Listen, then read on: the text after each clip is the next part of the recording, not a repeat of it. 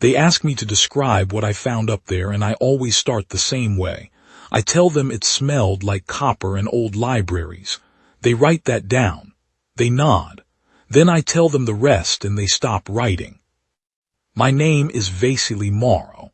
I hold a doctorate in xenoarchaeology from the University of Bern, a salvage certification from the Consolidated Orbital Authority, and a sealed psychological evaluation that I am not permitted to discuss under the terms of my debriefing agreement. I am 53 years old. I have worked in vacuum 11 times. I have been inside the object once. Once was enough. I want to be precise about what I mean when I say the object. The political nomenclature shifted 3 times in the 14 months between the announcement and my departure. The Council first called it an anomalous lunar structure. Then, when the mass readings came back from the second probe array and it became clear the interior was hollow, 2/3 hollow, 4 layers of pressurized atmosphere, traces of what the spectrometers called a nitrogen-oxygen-argon blend that had no business existing inside a solid body, they changed the designation to Recovered Artificial Construct Lunar Class. The tabloids called it the moonship. I always called it what it was, a vessel, an old one. One whose original crew had a very bad day, a very long time ago. The theory itself was not new. 2 Russian scientists had published it in 1970 before I was born. They asked in so many words why the moon was there at all. The orbital mechanics were too clean. The resonance period locked too perfectly. The albedo distribution suggested a hollowed interior. They had the right idea and no way to prove it, so the scientific community did what it always does with uncomfortable questions. It filed them and moved on. The proof came in 2041, when a deep-bore seismic survey commissioned for an unrelated purpose, rare metal prospecting, of all things, returned a reflection signature from 200 kilometers below the regolith that had no geological explanation. The survey team buried the data for 6 weeks. Then one of the junior analysts, a 24-year-old Kenyan-Norwegian woman named Priya Solberg, leaked it to 3 separate institutions simultaneously and vanished to a mountain town in the Swiss interior, where she remained unavailable for comment for the better part of a year. I have always respected her for that. She understood that once you release a thing like that into the world, you are no longer responsible for what the world does with it. The council convened. Missions were planned and scuttled and replanned. 3 years of political gridlock followed. The nations that claimed jurisdiction over lunar operations could not agree on who owned whatever was down there. The nations that did not claim jurisdiction lobbied hard for international oversight and got very little of it. Money changed hands in quantities I was never fully briefed on. In the end, a consortium of 7 governments and 4 private aerospace entities formed something called the Interplanetary Survey Directorate, which had a budget and a mandate, and eventually, a roster. I was 41 when my name appeared on that roster. I had spent the previous 8 years as a senior researcher at the Bern Institute cataloging and analyzing artifacts from the 2 confirmed dead civilization sites already on record, the Kepler-86 deposits found by the 2nd generation of deep survey drones, and the partial structure on Titan that we simply called the shelf. Neither site had been inhabited for longer than human civilization had existed. Both were inert. Both were, in the technical language of my field, cold sites. No active systems, no detectable energy output, nothing that could be called a response to human presence. The object beneath the lunar surface was not a cold site. We did not know that before we went in. I want to be fair about that. The ISD's planning team was thorough. The preliminary survey probes detected no electromagnetic emissions beyond background. The thermal readings were consistent with a body in stable radiative equilibrium. The acoustic probes, shaped charges detonated at calculated intervals, returns analyzed over 9 months, gave us something approximating a floor plan for the outermost shell. Corridors, or what looked like corridors. Large vaulted chambers with walls that registered at roughly 90 meters thick, composed of something the materials analysis called a silicon carbide composite with trace rare earth inclusions that had no natural formation pathway. There was atmosphere inside. Old atmosphere. 4 billion years old, the isotope clock said, and still sealed. Nothing living should have been possible at those pressures and temperatures. But the atmosphere was there. The mission planners called it dormant. I called it patient. Our team was 7 people. I was the xenoarchaeologist. Oksana Petrov was our structural engineer, a compact, methodical woman from Novosibirsk who had spent 12 years designing pressure habitats for the Jovian survey program, and who had the most useful quality a structural engineer can have on an unknown site. She didn't panic. She analyzed. Riku Tanaka was our materials specialist. He was 38, the youngest of us, and he talked more than anyone else in the first week and almost not at all after we went inside. Brinley Nash was our mission commander, ex-military, 22 years of vacuum operations, a jaw like a geological feature, and a voice that could carry through a bulkhead without a comm system. She was the right person to lead the mission. I want that said clearly, because what happened was not her fault or any failure of her judgment. She made every correct decision available to her, and the situation simply did not care. The other 3 were support staff. Hong Duk Pham, our medic, Kala Jensen, our systems technician, and Yuri Belsky, the ISD's official observer, a political appointment whose primary function appeared to be ensuring that none of us removed anything from the site without logging it through his console first. He was not a scientist. He was not unpleasant. He was simply a man in the wrong place, and I do not think about him as much as I should. We landed at Site Alpha on the 31st of October, 2047.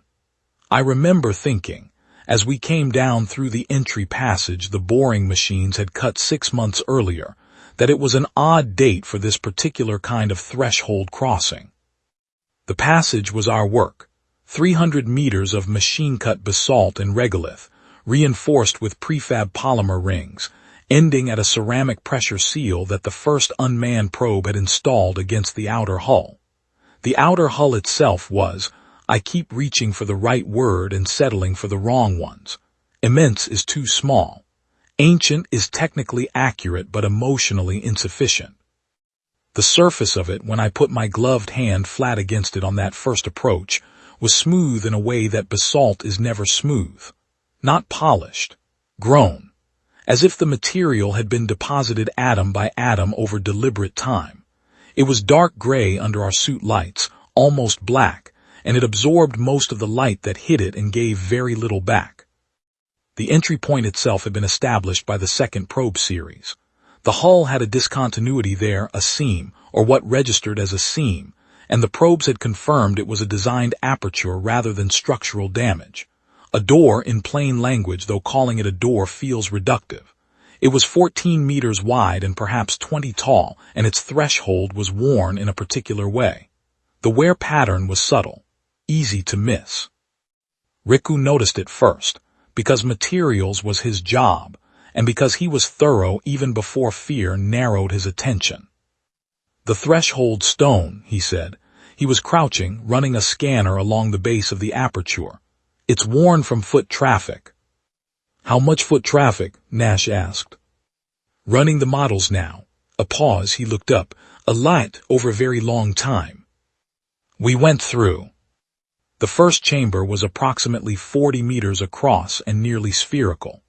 The floor was a different material from the hull, lighter in color, slightly reflective, with a texture that resolved under magnification into interlocking hexagonal units, each perhaps 2 centimeters across. The ceiling was lost in shadow above our lights. The walls curved away from us on both sides, featureless except for a series of recessed channels that ran horizontally from the aperture at intervals of roughly 3 meters, diminishing as they went until they were too fine to follow with the naked eye. Jensen was running atmospheric readings off the suit sensors. Nitrogen 71%, oxygen 23%, argon 4.6%, trace organics. She paused. The trace organics are complex. I'm getting long-chain molecules.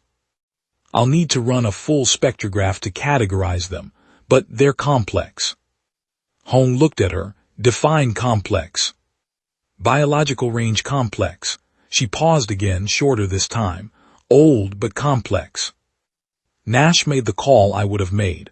Press the survey, document everything, keep moving. We were not there to stand in the first room and speculate. We spread out on our pre-assigned grid pattern and began. What I need to explain, and what I have never fully managed to explain to anyone who was not there, is the quality of the silence inside. I have worked in vacuum. I know operational silence. This was not that. This was a silence with texture to it, a silence that felt inhabited, not presently inhabited, not the silence of an empty room where a person just left. Something older than that. The silence of a place that remembers being full. I kept that thought to myself. Speculative and unscientific, and we were there to do science. We worked for 4 hours. We mapped the first chamber, sampled the wall material and the floor units, documented the channel system, and located 2 subsidiary passages, more apertures, slightly smaller than the entry, set at what my field computer calculated as precise 90-degree intervals. The geometry of the place was deliberate in every detail. Nothing had settled randomly. Nothing had eroded in the normal sense. The thing had been built to last, and it had lasted, and the math of it was visible in everything. The curve of the walls, the spacing of the channels, the angle at which the passages diverged. Whoever made this had not been improvising. Riku ran a material analysis on a core sample from the wall. He ran it twice because the first result surprised him.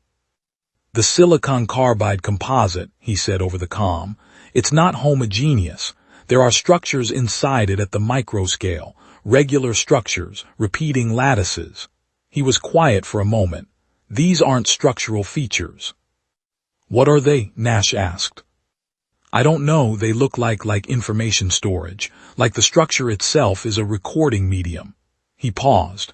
Or was. I can't tell if it's still active. We marked it for follow-up and kept moving. The second day was when the lights came on. Not our lights, not the suit floods or the portable arrays we'd staged along the entry passage. Something in the walls of the second chamber, the one we'd reached through the right-hand subsidiary passage, responded to our presence.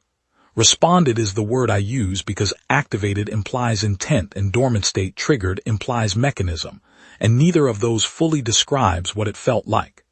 We came around a long curve in the passage with our lights forward, and the chamber ahead of us was dark. Then we were over the threshold and the chamber was lit. Not brightly. A low, even, amber-toned luminescence from the walls themselves, uniform, no visible source point. It didn't flicker. It didn't increase. It simply was. Jensen's instruments registered a power source somewhere below the floor, geothermal, she thought, tapping a gradient that the vessel's hull exploited, though she couldn't determine the mechanism.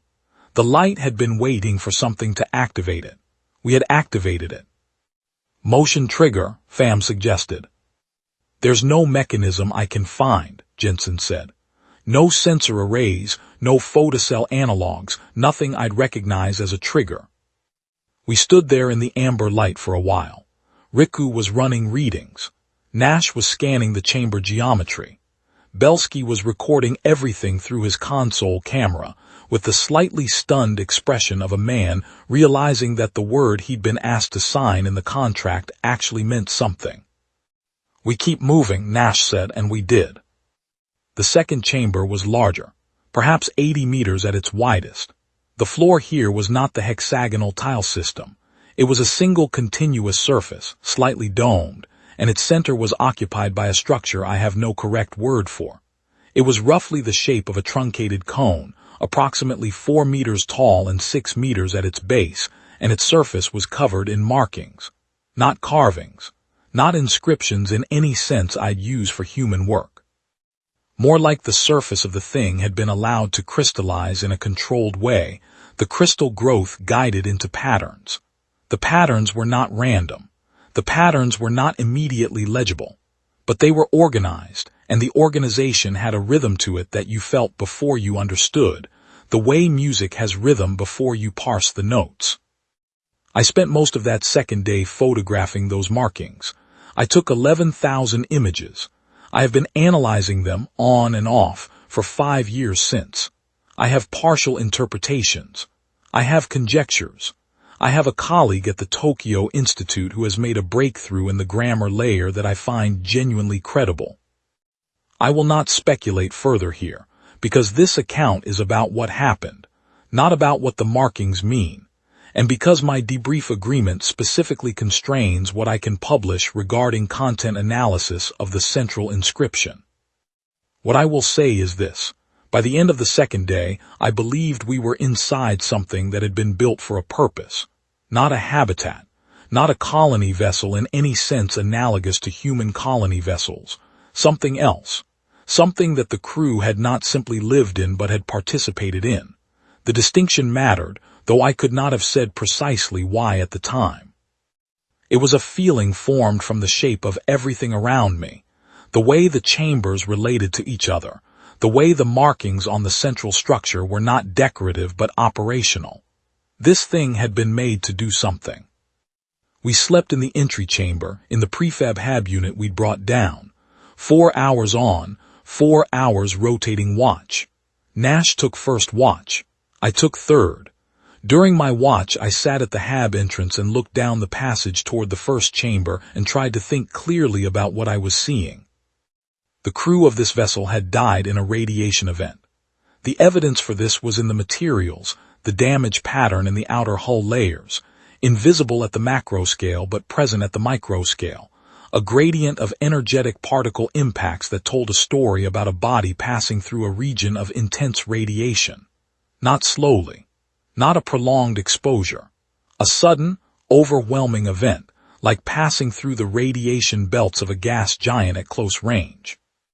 Whatever had been alive inside the vessel had been killed quickly enough that no attempt had been made to repair the hull or alter the course.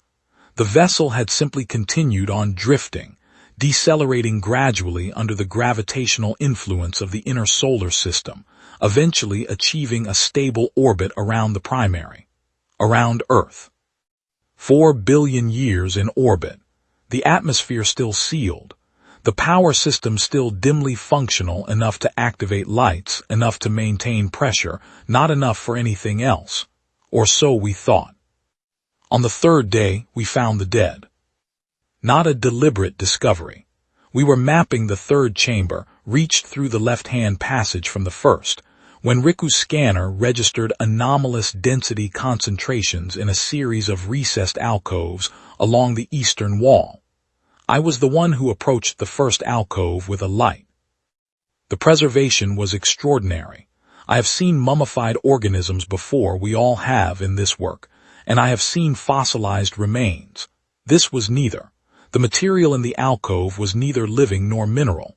It occupied some preserved intermediate state, maintained by the same cold and the same inert atmosphere that had kept the vessel intact.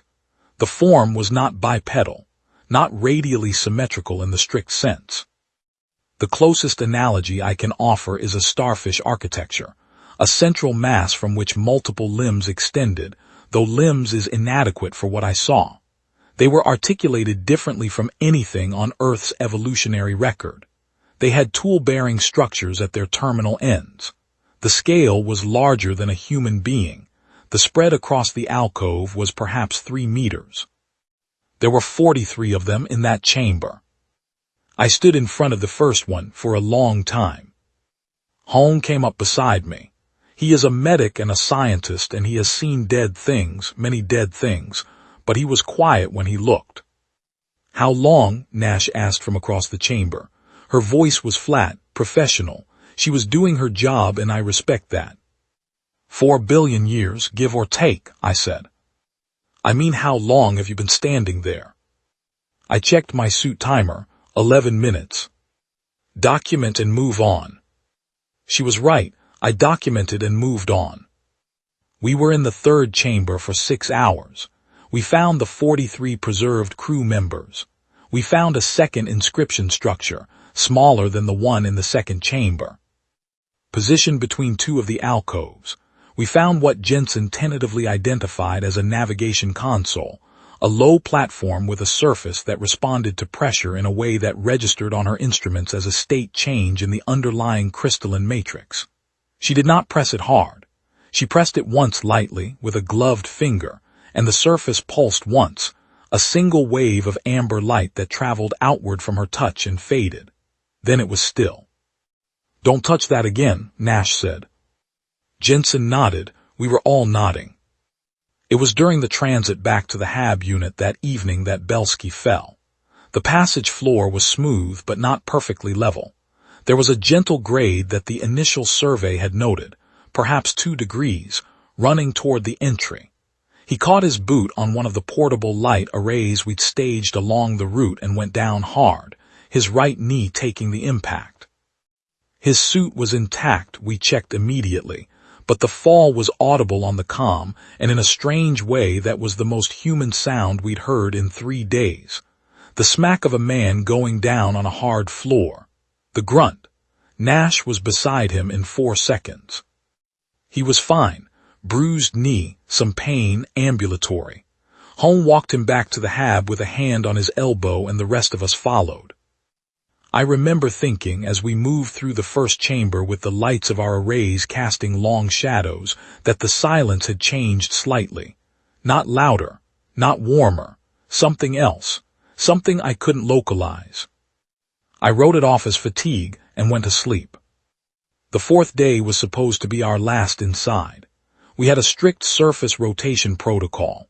The support team in the habitat module above the entry passage would extract us at 1800 hours, resupply, rotate 2 of them in while 2 of us went up for rest. We were scheduled to be out of the chambers and back in the passage by 1600 to allow transit time. We were at 1620 when the passage lights activated. Not our arrays, the walls of the passage itself, the same amber luminescence as the chambers. It had not been active in the passage before. We had walked through the passage 4 times across 3 days in the dark of our own lights. Now the passage glowed. "Motion trigger," Pham said. I said I couldn't find a trigger mechanism, Jensen said. Her voice was steady, but her pace was not. She was moving faster. That was 3 days ago. That was before we touched the navigation interface. No one said anything for a moment. We walked. "Are you suggesting the system has become more active?" Nash asked. "I'm suggesting the system noticed us. I'm suggesting the 48 hours since Oksana touched that surface have involved a change in the system's state." Jensen paused. "I'm suggesting we get to the passage with a minimum of further stimulus." We moved with disciplined speed, not running. Running in a pressure suit on a smooth floor with limited visibility is how you end up with a torn suit. But the pace Nash set was exactly as fast as safety allowed, and she did not need to say anything about it. We were 50 meters from the hull aperture. I could see the edge of it, our prefab seal faintly visible beyond, when the aperture closed. Not violently, not dramatically. The material at the frame of the opening moved slowly, the way a pupil contracts in bright light. The seal pressed out in a way as the hull aperture reduced. The mechanism was smooth and almost silent, a faint subsonic vibration I felt in my boots more than heard. By the time Nash reached the threshold, the opening had reduced to a half-meter gap, and the movement had not stopped. She hit it running, got her shoulder into the gap and braced. The force on her suit was immediate, and she broadcast the suit's structural alert as the resistance registered in her exoskeleton assists. "Morrow, Jensen, now." I was there in 2 seconds. Jensen was there beside me. We 3 put ourselves into the gap and the aperture stopped moving. It did not reverse. It held with us in it, and the suit assists on all 3 of us were reading elevated load. "How long can we hold this?" Pham asked from behind us. His voice was careful. 3 of us at current loads, suit batteries at present charge, 6 to 8 hours before the assists lose significant capacity, Jensen said. She was already running numbers. Less if the force increases. The force is increasing, Nash said. It was, not quickly, but measurably over the 90 seconds we held there, the resistance went up. The vessel's hull was not doing what a mechanical door does. It was not a piston. It was a continuous, even, distributed force across the entire aperture perimeter, as if the material itself was returning to a remembered configuration, and our bodies were simply an obstacle in that return. The object, the vessel, was trying to close itself. And that was when I started thinking about the wrong question. The wrong question was, how do we stop it? The wrong question consumed us for the first 20 minutes. Jensen broadcasting our situation to the surface team, who began emergency extraction protocols, who began to cut. Our boring machines were still staged in the upper passage, and they could re-breach the hull given time. Oksana Petrov, who had come down with the resupply and was now in the upper passage, began coordinating with the surface team to get cutting equipment to our position. Time estimates, 2 hours minimum. The aperture was narrowing at a rate that would give us perhaps 4 hours before it became impassable. 4 hours against 2, workable, assuming the rate held. The right question was why.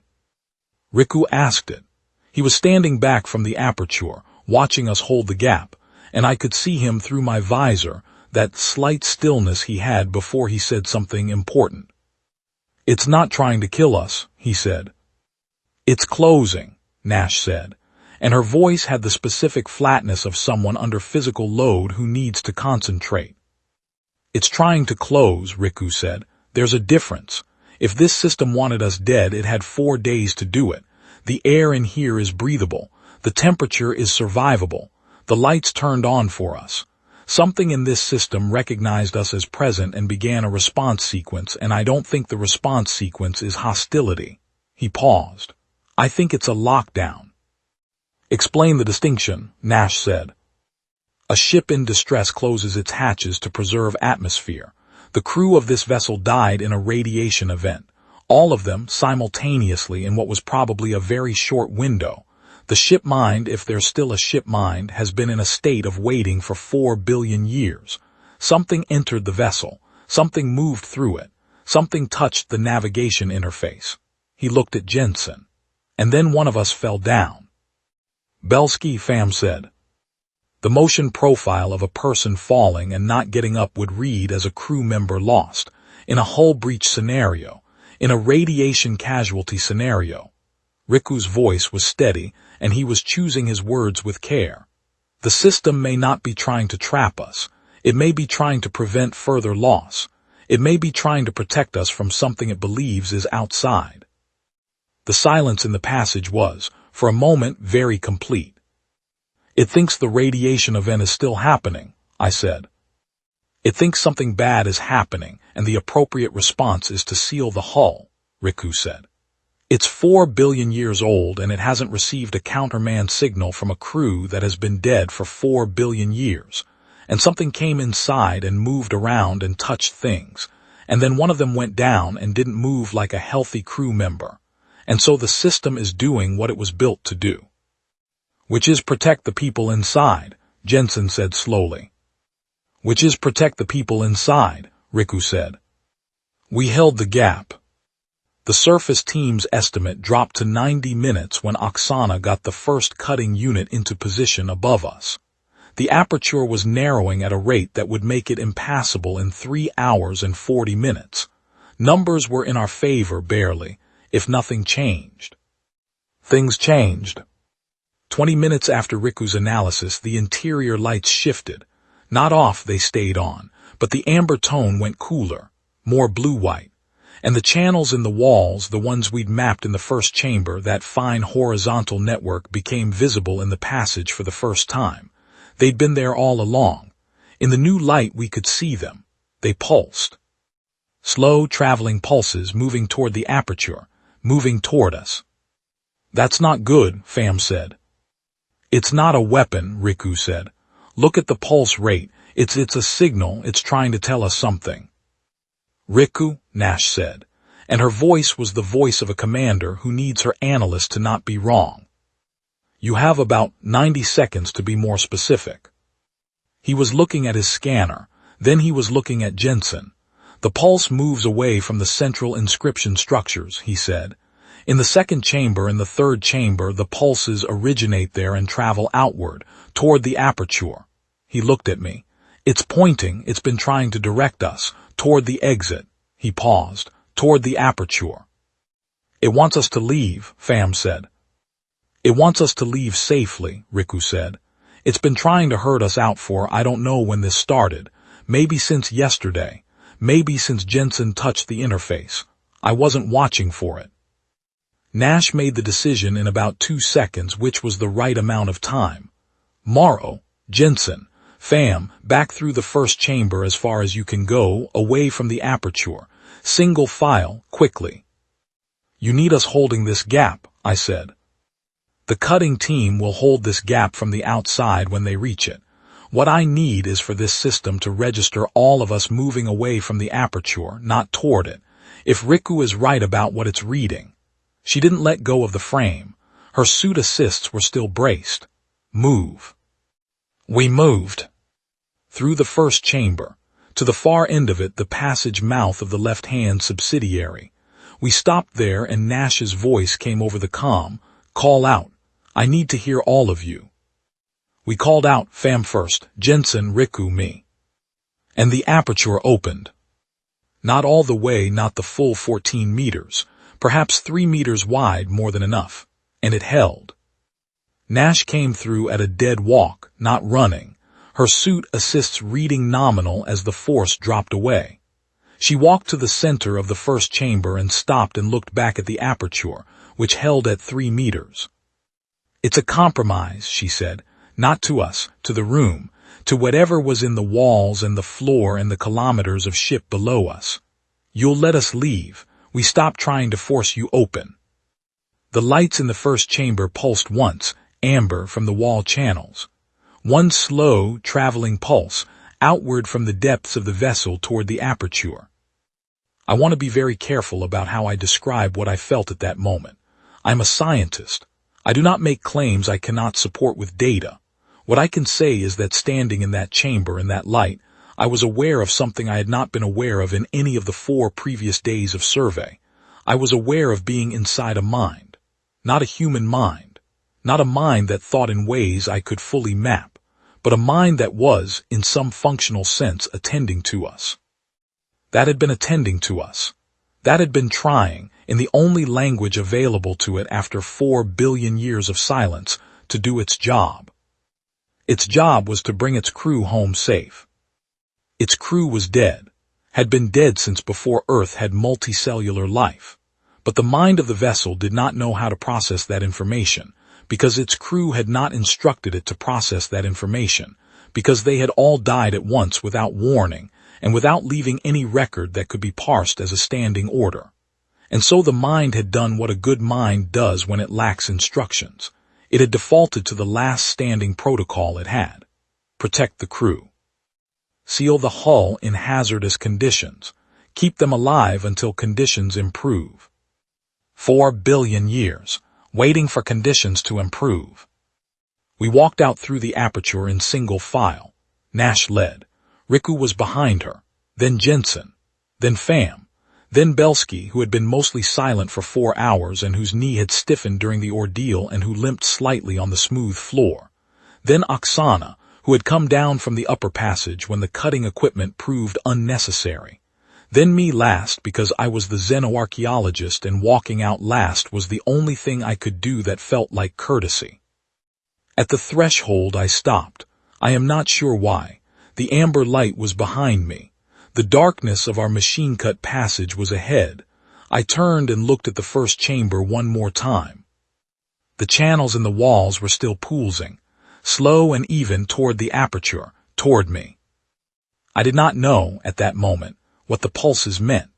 I did not know what the markings in the second chamber said, or what the function of the central structures was, or what the 43 preserved crew members had been doing in their alcoves, or whether dying in those alcoves had been something they chose or something that had been imposed on them.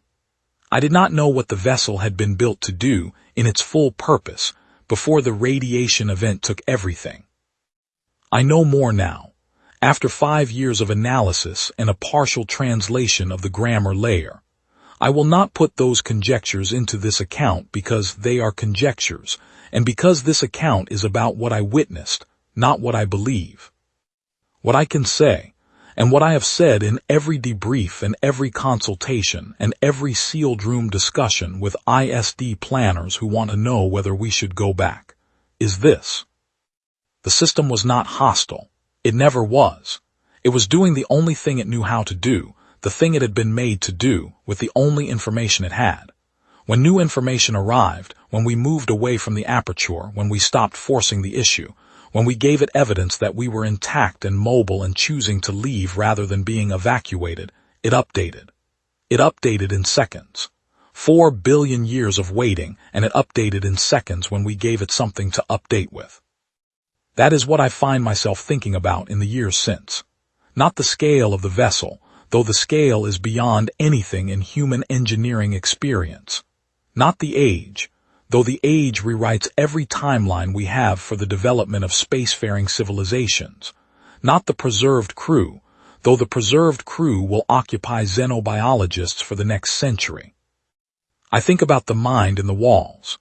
The one that waited 4 billion years in a dead ship in a stable orbit, maintaining pressure and sealing its hull and pooling its signal lights in a language no one was left to read, because someone had built it to take care of its people, and it did not know how to stop.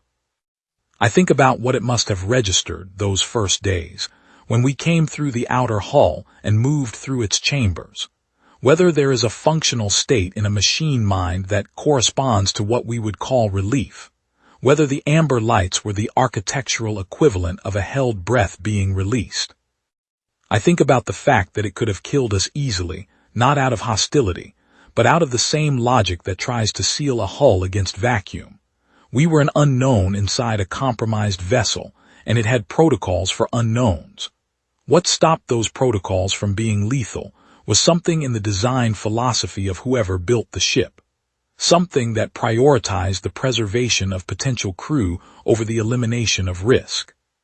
Something that, when faced with ambiguous evidence, were we crew, or were we contaminants, defaulted to the assumption that we might be worth keeping.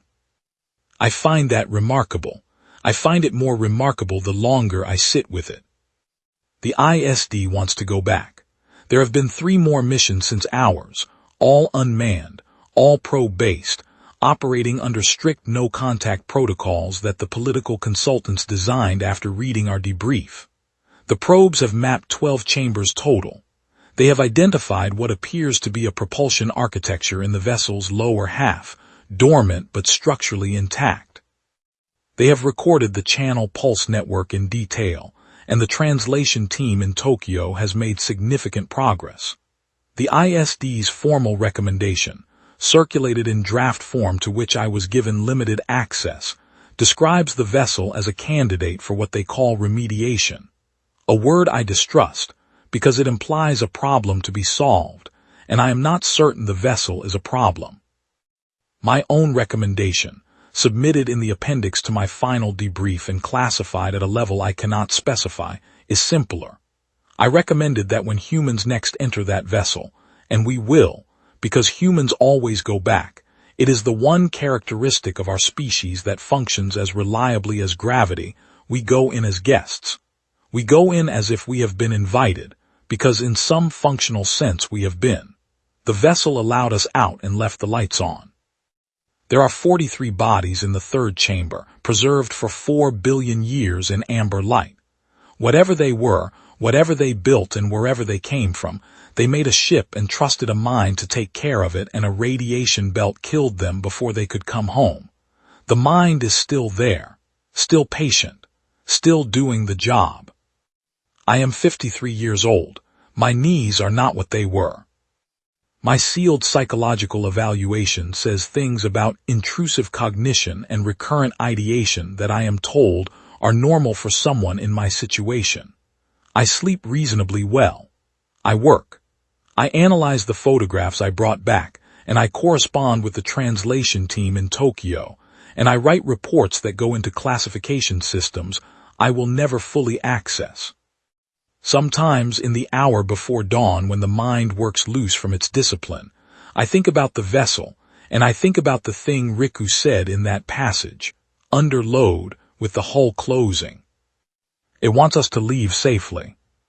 4 billion years of silence, and that was the first thing it wanted from us. Not submission, not answers, not an accounting of what we were or where we'd come from or whether we had any right to be there, just for us to leave safely. Whatever built that ship had a philosophy. Whatever built that ship encoded something into its caretaking mind that outlasted the civilization, outlasted the crew, outlasted 4 billion years of orbital solitude. Some fundamental assumption about what the people inside a vessel were worth. We are going back. I have put in a request to be on the crew, which has been received and is under review. I am told the psychological evaluation is a complicating factor. I have been practicing patience. I learned it from the ship. The review board convened on a Tuesday. 3 people on a screen, 1 in the room with me. A woman from the ISD's medical division named Farida Kachacharian, who had written 2 of the papers I'd read on psychological outcomes for first contact adjacent operations, and who looked at me, throughout the 2-hour session, with the specific expression of a doctor who already knows the diagnosis and is waiting for the patient to stop talking around it. The questions were what I expected: sleep, appetite, social engagement, whether I found myself thinking about the vessel in ways that interfered with work, whether I experienced what the intake form called intrusive sensory recollection, the smell of copper and old libraries, the amber light, the feeling of the hull material under a gloved hand. I answered honestly. I always answer honestly in these sessions because I have been at this long enough to know that the people asking are not my adversaries. They are trying to establish whether I am functional. I am functional. The intrusive cognition is present, and I have learned to work with it rather than around it. The way you learn to work with a bad shoulder, you don't pretend it isn't there. You adjust your technique. Kachacharian asked, near the end, whether I felt that my experience inside the vessel had changed my fundamental understanding of what human beings were, in relation to the rest of what might exist in the universe. I told her yes. She wrote something down. I told her that before the mission I had spent 8 years working with artifacts from dead civilizations, the Kepler-86 deposits, the shelf on Titan, and that the lesson of those sites, the professional consensus lesson, was that intelligence was probably rare, and that when it arose it generally destroyed itself or was destroyed by circumstance before it could leave much of a mark. 2 data points. 2 dead civilizations. The sample was small, but the pattern seemed clear. The vessel changed the math. Not because it proved intelligence was common. 1 new data point doesn't prove frequency. What it proved was duration. Whatever built that ship had been spacefaring at a level we cannot match when Earth was still working out whether to go with eukaryotes or stay prokaryotic. They crossed interstellar distances. They built a vessel so well that 4 billion years of orbital mechanics and temperature cycling and cosmic ray exposure had not meaningfully degraded it. And they put into that vessel a mind sophisticated enough to manage a live crew, to respond to ambiguous situations, to make judgment calls about the preservation of life versus the management of risk. And that mind was still running. Diminished, certainly. Working from old protocols, certainly. Cut off from whatever wider network of knowledge and instruction it had been connected to when the crew was alive. But running. 4 billion years is a number that resists comprehension. I have tried many analogies, and none of them are adequate.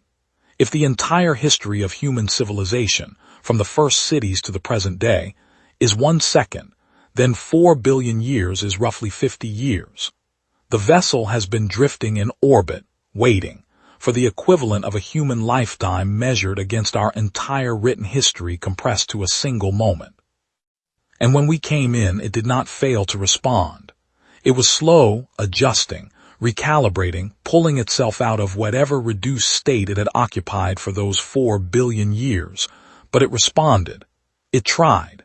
It did what it was made to do with the information it had. That, I told Kachacharian, was what had changed my understanding. Not the scale, not the age, the trying. She wrote something else down. I was approved for the mission 2 weeks later, with a notation requiring monthly psychological check-ins throughout the mission prep period.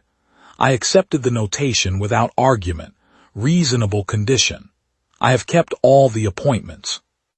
The mission is scheduled for late spring. The crew is 7 again, different 7 from the first, with the exception of myself and Jensen, who put in for inclusion independently and was approved before I was. We have not spoken much about what we are going back to find. We speak about logistics, equipment, protocol. The translation team in Tokyo has given us a working vocabulary of perhaps 40 terms they are reasonably confident about. Not enough to communicate in any meaningful sense, but enough to have a framework for what we are looking at when the channel pulses travel toward us. One of the 40 terms, the translation team believes, corresponds roughly to the concept of return. They found it in the central inscriptions in the second chamber, repeated at intervals throughout the markings on both inscription structures. The grammar layer suggests it functions as an imperative, not a description of something that happened, but an instruction about something that should happen. Return. Jensen and I did not discuss this when I forwarded the translation brief to her. She sent back a single line, "See you at the briefing." That was sufficient. I think about the 43 crew members in the third chamber, about the preserved architecture of their bodies in the amberlit alcoves, about the fact that they are still there, that every unmanned probe mission in the last 5 years has documented them, undisturbed, and that the ship mind has shown no sign of distress at the probe presence since the probes adopted the no-contact protocol. The probes move through. The pulses travel their slow way toward the aperture. The lights hold at amber. The crew is still there, and the mind is still keeping watch over them, and the inscriptions say return, and I am going back in spring. I do not know what we will find in the chambers we haven't mapped. I do not know what the propulsion architecture in the lower half of the vessel represents as an operational question, whether it is recoverable, whether it was ever intended to be reactivated, whether the vessel was built to make one journey or many. I do not know whether the mind, when it has more evidence to work with, more time with living crew, more data about what we are and where we came from, will be able to update further. Whether 40 terms of working vocabulary will grow, whether the amber light will shift to something that means something different. What I know is what I have always known about this work, and what the vessel confirmed in a way I did not expect and cannot fully articulate.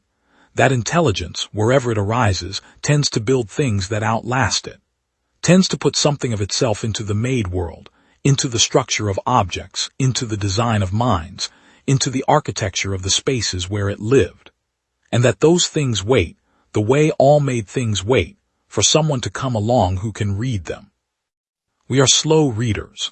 We are a young species and we are slow. But we go back. We always go back. Even when we have been frightened out of a place, even when the place is 4 billion years old and incomprehensibly vast and lit by an alien amber light that activates when we cross the threshold. We go back because something in us answers the waiting with more waiting of our own, and then eventually with motion. The vessel waited 4 billion years for someone to come through its hull. We can manage the 50 meters from the airlock. I have been asked many times whether I am afraid to go back. The question always surprises me a little. Not because fear is irrational. What we found in that vessel is legitimately frightening, in the sense that it reframes the scale of things in ways the human mind is not naturally equipped to process. A 4 billion-year-old ship with a functional mind and a dead crew is an object that, on some level, will always exceed comprehension. You can analyze it. You can map it. You can stand inside it and run your instruments and document everything you see, and still walk out understanding less than you need to. But I am not afraid of the vessel. I am aware of it, which is a different thing. What I mean is this. Fear is appropriate when you face something indifferent to your existence. Indifference is more dangerous than hostility, because hostility can be reasoned with or evaded, but indifference simply will not notice you gone. The vacuum of space is indifferent. A radiation belt is indifferent. The geological timescales of planetary formation are indifferent. They do not want you dead. They do not want anything. You are simply in the way of physical processes that operate without regard for your preferences. The vessel is not indifferent. That is what I keep coming back to. The vessel is attending.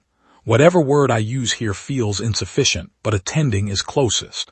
The mind in those walls has been attending for 4 billion years, and when we came inside it attended to us specifically, immediately, with the full weight of whatever diminished capacity it still had available. It turned on the lights. It tried to herd us toward the exit when it registered distress signals.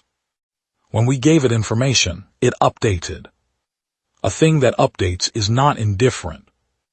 A thing that updates is, in some functional sense, still engaged with the proposition that the information matters, that there is something worth updating toward, that the universe contains objects whose state changes in response to evidence, and that this responsiveness is worth maintaining even over a timescale that makes the entire tenure of life on Earth look brief. I find that the opposite of frightening. I find that genuinely remarkable. The people who built that vessel built a mind that, 4 billion years after the last of their kind drew breath, was still looking at incoming data and asking whether it needed to revise its picture, still treating evidence as relevant, still assuming that the universe was a place in which things could be learned and that learning them mattered. That is, as near as I can tell from the record of the past 10,000 years of human thought, the rarest possible disposition. I am asked sometimes whether the vessel changes how I think about humanity's own future, whether it's encouraging or terrifying to know that something built by minds other than ours survived for 4 billion years, and is, in some reduced but functional sense, still operating.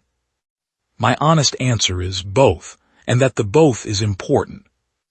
It is encouraging because duration is possible, because a thing built well enough can last, because the universe, for all its indifference and its radiation belts and its 10,000-year timescales in which civilizations rise and consume themselves, also contains stable orbits and sealed atmospheres and inert composite materials that hold their structural integrity across geological time. The universe has pockets of persistence in it. Things can survive. It is terrifying because the crew didn't, because they built something that would outlast them by billions of years, and then they died in a radiation event before they could benefit from that durability, because the mind that was supposed to serve them has been waiting for a crew that is never coming back. Because whatever the vessel was built to do, whatever the inscriptions in the second chamber say it was built to do, whatever the propulsion architecture in the lower half was designed to accomplish, it has not done it. It has been waiting to do it.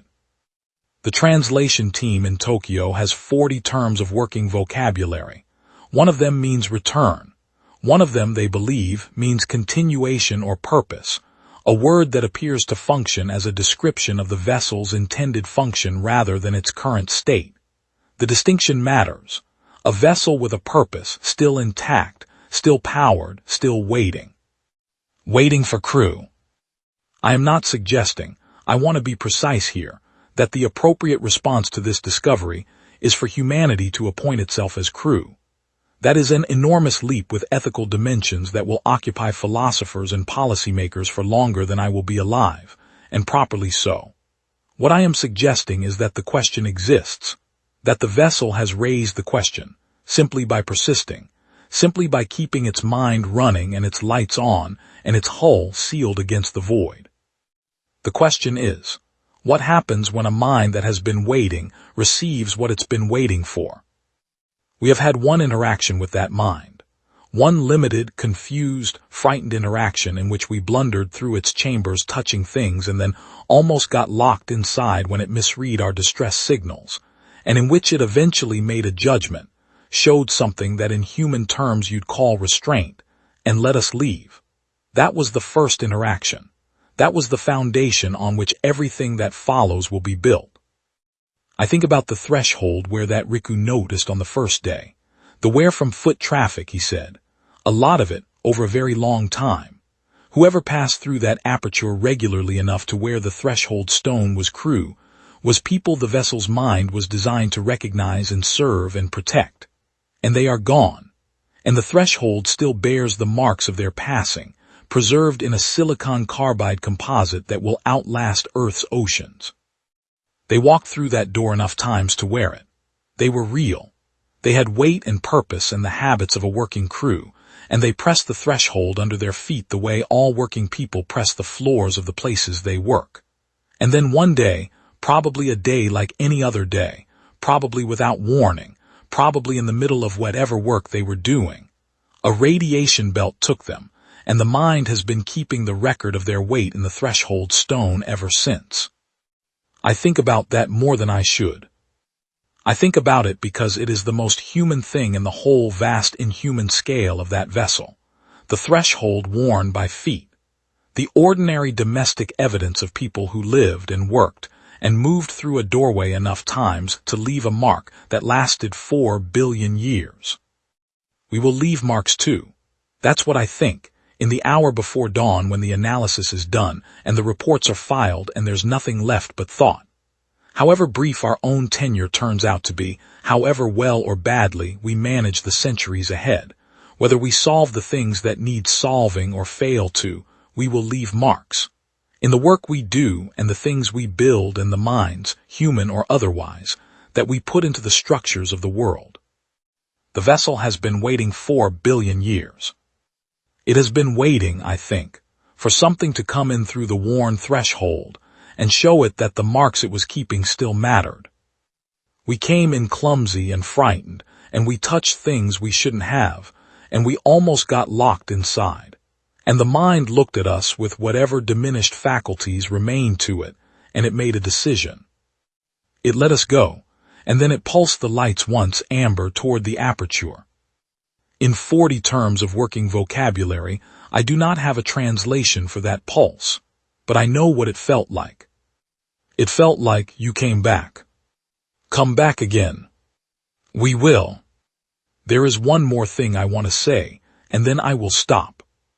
In the first hours after we returned to the surface habitat on the 4th day, after the extraction and the pressure checks and the debrief and the medical scans and the long hot meal that Hong assembled from the ration packs with a thoroughness that I think was his way of doing something concrete after a day of the incomprehensible, we sat in the habitat module and no one spoke for a while. It was Riku who finally said something. He was looking at his scanner data, the way he'd been looking at data since we left the chambers, the way he looked at things when he was working out whether what he'd measured was really what he thought it was. The lattice structures in the wall material, he said, the ones I thought might be information storage. We waited. They changed, he said. Between day 2 and day 4, the lattice structure in the samples I took changed. Measurably, the pattern altered. He looked up. The wall recorded us. The visit. He paused. I think it records everything that passes through it. I think the whole vessel is a record. That's what the inscription structures are. That's what the channel network is. It's not a ship with a data system. The ship is the data system. He paused again longer. 4 billion years of records, everything that ever happened inside this vessel. No one said anything. The radiation event will be in there, he said quietly. Whatever they were doing when it happened, whatever they were thinking, everything. He looked at me. That's what the translation team is actually going to find eventually, when they get deep enough. I have thought about that every day since. Not because I want to read it. Not because the weight of 4 billion years of another civilization's archive doesn't sit heavily on the part of me that is a scientist and knows what such a thing is worth. I have thought about it because of what it means about why the vessel was built. It was not built to go somewhere and come back and report. That is the human model of exploration. You go out, you gather, you return, you tell what you found. The vessel was not built on that model. The vessel was built to go out and to carry the record with it, not to bring the record home, to be the record, to be the thing that moved through the universe and recorded what it encountered and preserved that record in its walls for as long as the walls lasted. The crew knew what they were building. They built a ship that was also a library. They built it to last beyond their own lifetimes, beyond their own civilization, because they understood that civilizations are temporary and records are as durable as the material they're stored in. And they chose a material that would last 4 billion years, and they put into it everything they knew and everything they saw and everything that happened to them, including the day they died, including us. Riku's scan data shows that the lattice pattern in the wall sample began changing on day 2, which was the day the lights came on, the day we crossed the threshold into the second chamber for the first time. The day the mind of the vessel registered something it had not registered in 4 billion years. Crew. Not the right crew. Not crew it recognized in any template-matching sense, but moving, organized, tool-using presences that came in through the hull aperture and spread through the chambers and touched the navigation interface and documented the inscription structures and stood in front of the 43 preserved bodies and were quiet for 11 minutes. And the vessel wrote it down. We are in that record now. Vasily Morrow, Oksana Petrov, Riku Tanaka, Brinley Nash, Hong Duk Pham, Kala Jensen, Yuri Belsky. 7 humans from a small planet that was 4 billion years away from existing when the vessel launched.